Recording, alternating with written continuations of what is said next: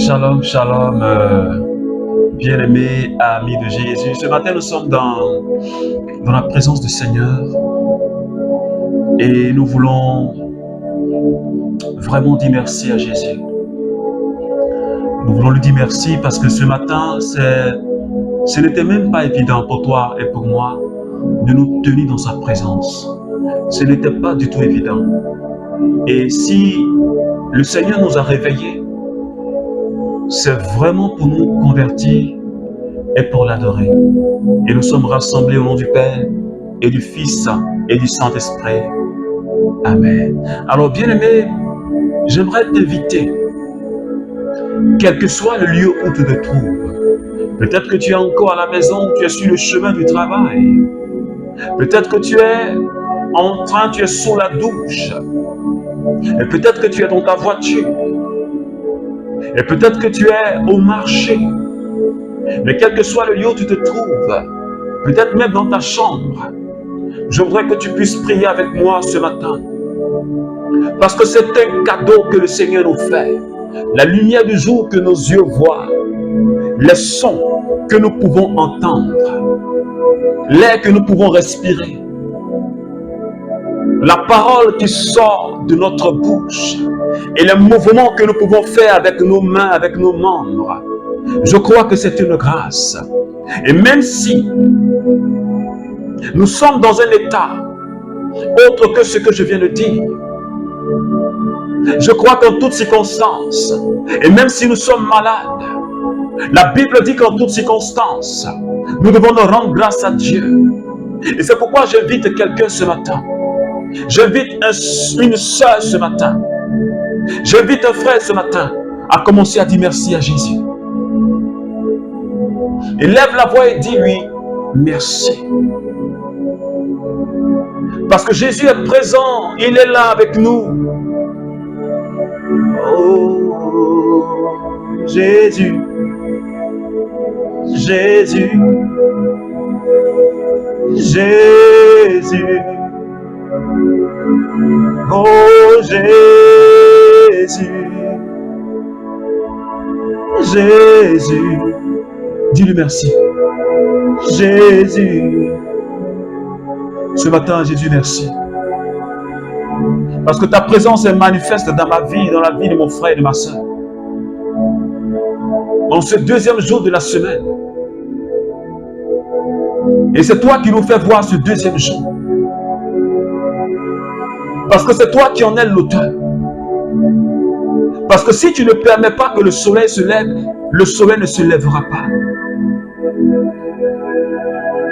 Si tu ne permets pas que la terre tourne, elle ne tournera pas. Mais c'est toi qui actionnes toutes choses.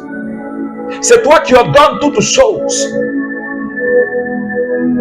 C'est toi qui permets toutes choses. Le déplacement des planètes, Seigneur, dans notre galaxie. Le déplacement, Seigneur Dieu, le mouvement des étoiles, le mouvement de la terre, Seigneur. C'est toi qui permets et qui déplace, qui fait déplacer le vent. Oh, ma bro, chez Diribao Sota. Et ce matin, je veux te dire merci. Je veux bénir ton nom parce que, Seigneur, tu es Dieu. Et quand je contemple l'étendue du ciel, quand je contemple l'étendue, Seigneur, des océans et de la mer, Seigneur, je dis que tu es Dieu. Je dis que tu es Dieu. Est-ce que quelqu'un peut dire, Jésus, tu es Dieu? Même si beaucoup de personnes contestent cela aujourd'hui. Mais mon Jésus est Dieu. Mon Jésus est Seigneur. Mon Jésus est le roi. Mon Jésus est la sagesse et la puissance de Dieu. Est-ce que quelqu'un peut le dire ce matin? Est-ce que tu peux le dire? Oh, Rababro Santa Rabakindiria Santa. Jésus, je veux t'adorer. Tu es saint, Seigneur, tu es saint. Jésus, tu es saint, et mon roi, tu es saint. Tu es saint, Seigneur, tu es saint. Est-ce que quelqu'un peut adorer son Jésus ce matin? Élevé au-dessus des montagnes, élevé au-dessus des collines. Élevé, Jésus, tu es élevé au-dessus des autorités. Est-ce que quelqu'un peut élever Jésus ce matin? Est-ce que quelqu'un peut chanter Alléluia? Oh, Alléluia. Alléluia.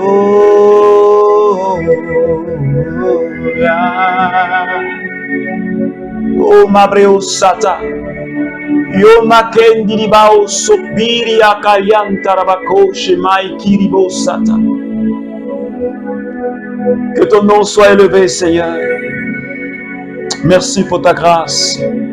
Merci pour ta fidélité ce matin. Jésus, que ton nom soit élevé.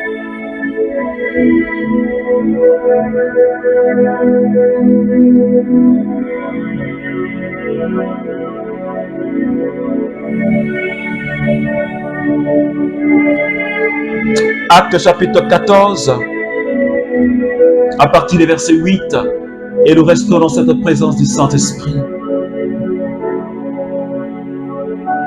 Il se trouvait à Lystre un homme qui ne pouvait pas se tenir sur ses pieds. Étant infirme de naissance, il n'avait jamais marché. Un jour qu'il écoutait Paul parler, celui-ci fixa son regard sur lui et voyant qu'il avait la foi pour être sauvé, il lui dit d'une voix forte: lève-toi, droit sur tes pieds. L'homme bondit, il marchait. Il bondit, il marchait. Alléluia. Bien-aimé, ami de Jésus, ce matin, Paul et Barnabas se retrouvent à Lystre. Après Iconium, ils se retrouvent dans la ville de Lystre. Parce que les gens s'étaient levés contre eux à Iconium. Alors, ne pouvant pas rester dans cette ville, ils sont partis vers d'autres villes pour annoncer Jésus. Et ils atterrissent à Lystre, une ville aussi païenne. Et la Bible dit que pendant que Paul était en train de parler de Jésus, il y avait là dans cette ville un homme. Depuis sa naissance, il n'avait jamais marché. Cela veut dire qu'il est né infirme. Il est né avec cette infirmité. Il écoutait la parole. La Bible dit en Romains chapitre 10 que la foi vient de ce qu'on entend. Et ce qu'on entend vient de la parole de Dieu. Et cet homme infirme, il était en train d'écouter. Mais non seulement il écoutait, mais au travers de la parole, il contemplait Jésus. Parce que Paul était en train de lui relater la personne de Jésus. Paul lui parlait de Jésus. Paul lui parlait de Jésus. Paul lui parlait de Jésus.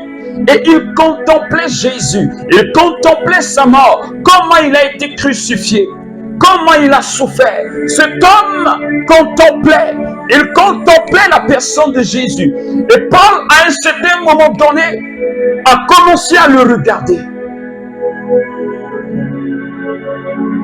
Paul l'a regardé. Il a vu l'état de son cœur. Il a vu que cet infirme, il avait la foi capable de lui faire marcher. Il avait la foi capable de lui faire marcher. Alors, Paul n'a pas hésité. Paul n'a pas hésité. Parce qu'il avait déjà détecté que ce moment-là, c'était le kairos. Le temps prévu par Dieu pour que cet infime marche. Le moment était arrivé pour que cet infime marche. Parce que l'infime, de par sa foi, il avait déjà appelé à l'existence son miracle. Il avait déjà saisi son miracle. Le spirituel était déjà réglé. Il croyait déjà qu'il était guéri. Il croyait déjà qu'il possédait son miracle. C'est pourquoi la Bible dit que Paul l'a vu, il a vu en lui quelqu'un qui avait la foi pour guérir. Spirituellement, il avait déjà appelé son miracle à l'existence. Il était déjà spirituellement guéri. Est-ce que quelqu'un me suit? Est-ce que quelqu'un me suit ce matin? La foi qui appelle à l'existence ce qui n'existe pas. C'est comme il avait cette foi.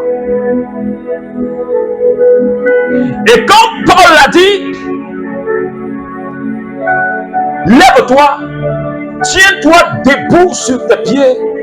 La Bible dit que l'infime a bondi.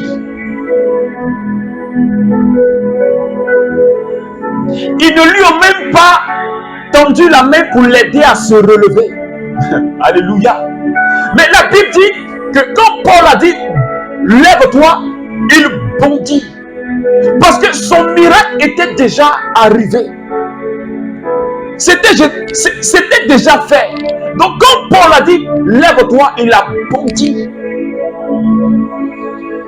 Je suis en train de dire à quelqu'un ce matin,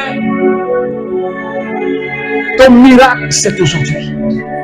Mon miracle c'est aujourd'hui. Le temps de Dieu pour moi c'est maintenant. Le temps de Dieu pour toi c'est maintenant. Ce n'est pas demain, mais c'est maintenant. Le temps de Dieu pour toi. Je ne sais pas quelle est ton intention, l'intention pour laquelle tu pries tant. Je ne sais pas ce qui te préoccupe tant. Parce que cet infime, depuis sa naissance, il ne marchait pas. Il était devenu adulte. Imagine-toi, quelqu'un qui ne marche pas, depuis qu'il est bébé jusqu'à son âge adulte. Peut-être qu'ils ont consulté des médecins. Ils ont cherché des tradis praticiens. Et ils ont utilisé des potions et des potions, mais ils n'avaient pas de solution. Des guérisseurs de l'époque, ils les ont contactés, mais aucune solution. Peut-être même qu'ils sont allés voir des divins, des marabouts. Ils sont allés même peut-être faire des sacrifices à des démons et des génies. Mais ils n'ont pas eu gain de cause. C'est pourquoi je suis en train de dire à quelqu'un, peut-être qu'à cause d'une situation, tu t'es retrouvé en faisant des sacrifices à des démons, ou tu as emprunté notre chemin parce que tu recherches une faveur de la part de Dieu, un chemin qui n'est pas la volonté du Seigneur. Et tu t'es retrouvé à adorer les génies de ta famille, à offrir des sacrifices pour les génies de ta famille, pour obtenir une protection quelconque, ou une guérison quelconque, ou quelqu'un t'a conseillé un fétiche, ou un marabout, ou un médium. Mais ce matin, je suis en train de te dire, la seule personne, je dis bien, la seule personne, je dis bien, la seule personne qui soit capable et qui a donné sa vie sur la croix, la seule personne qui a souffert la mort, la seule personne qui a versé son sang pour toi et qui soit capable de te sortir de cette situation, c'est Jésus-Christ de Nazareth et personne d'autre. Je te dis la vérité. Le médium ne peut rien faire pour toi. Et ce que tu penses qu'il fait, ce n'est qu'éphémère. Le marabout ne peut rien faire pour toi. Le génie de ta famille ne peut rien faire pour toi. Parce qu'aucun médium, aucun marabout, aucun sorcier n'a donné sa vie sur la croix, n'a souffert jusqu'à la mort. Ils ne peuvent pas. Mais la seule personne, Dieu lui-même, prenons la condition humaine. C'est pourquoi quand Paul a vu cette fille, il l'a vu au travers des yeux de Jésus. Il y a eu de la compassion pour lui. Parce qu'il souffrait dans son corps et dans son âme. Et animé de la compassion de Jésus, animé de l'amour de Jésus, il pouvait dire à cette fille, lève-toi. Et le fils d'Abraham, qui se tenait lié depuis des années, depuis des décennies, l'enfant d'Abraham, qui se tenait enchaîné dans cette infirmité, a été libéré par la puissance de Jésus. Il a été libéré par la puissance de Jésus. C'est pourquoi je suis en train de dire à quelqu'un, crois que Jésus est capable de faire. Même si la situation perdure, laisse-moi te dire, n'emprunte pas un autre chemin. Le chemin qui conduit à la perdition, il est large. Les gens vont te conseiller des chemins rapides. Mais Jésus, il est plus rapide. Jésus, il est plus que rapide. Les gens vont te proposer des solutions rapides. Mais Jésus, il est plus que rapide. Et moi, je te propose Jésus. Si tu veux être guéri, si tu veux être restauré, si tu veux être comblé, si tu veux aller de gloire en gloire, si tu veux être libéré de toute forme d'infirmité comme cet homme à Lystre, si tu veux expérimenter l'amour de Dieu et la miséricorde de Dieu, je t'invite et je te propose la personne de Jésus. Aucun Dieu ne soit capable de faire ce que Jésus a fait. C'est pourquoi, bien-aimé, nous allons prier le Seigneur. Et de là où tu es ce matin, pose simplement les mains où tu as mal. Ou si tu veux, pose la main sur la tête. Et commence à parler à Jésus. Commence à lui confier cette situation qui te tracasse. Cette maladie qui te tracasse. Ce mal qui te tracasse. Demande sa guérison ce matin. Demande son agir ce matin. Et que ta foi attire ta guérison maintenant. Et que le miracle de Dieu rejoigne ta vie. Et que la puissance de Dieu te visite maintenant. Et te libère de ce mal. Au nom de Jésus. Et que la puissance qui a été dégagée de la vie de Paul, quand il a vu cette fille, et que cette même puissance se déploie sur ta vie, et que l'infirmité qui pèse sur toi disparaisse maintenant, au nom de Jésus. Et que ce soit une maladie incurable, que la médecine a déclarée incurable. Jésus dit, tu es guéri maintenant, au nom de Jésus. Que ce soit une maladie provoquée par l'esprit de la sorcellerie. Jésus te dit ce matin, tu es libéré maintenant, au nom de Jésus. Seigneur, merci ce matin, parce que tu es le Dieu qui nous guérit. Parce que tu es le Dieu qui nous libère. Parce que tu es le Dieu qui nous restaure. Parce que tu es le Dieu qui est victorieux. Oh, alléluia. Merci ce matin. Merci ce matin pour quelqu'un que tu guéris, pour quelqu'un que tu visites, pour quelqu'un que tu libères. Merci pour ta puissance. Gloire à toi, Seigneur. Alors, bien-aimé ami de Jésus, crois que Jésus est capable. Crois que Jésus est capable. Que peu importe la situation, peu importe la maladie, Jésus est puissant, il est capable. Alors que Dieu bénisse ta vie, qu'il bénisse ta journée, au nom du Père et du Fils et du Saint-Esprit. Amen, amen, amen.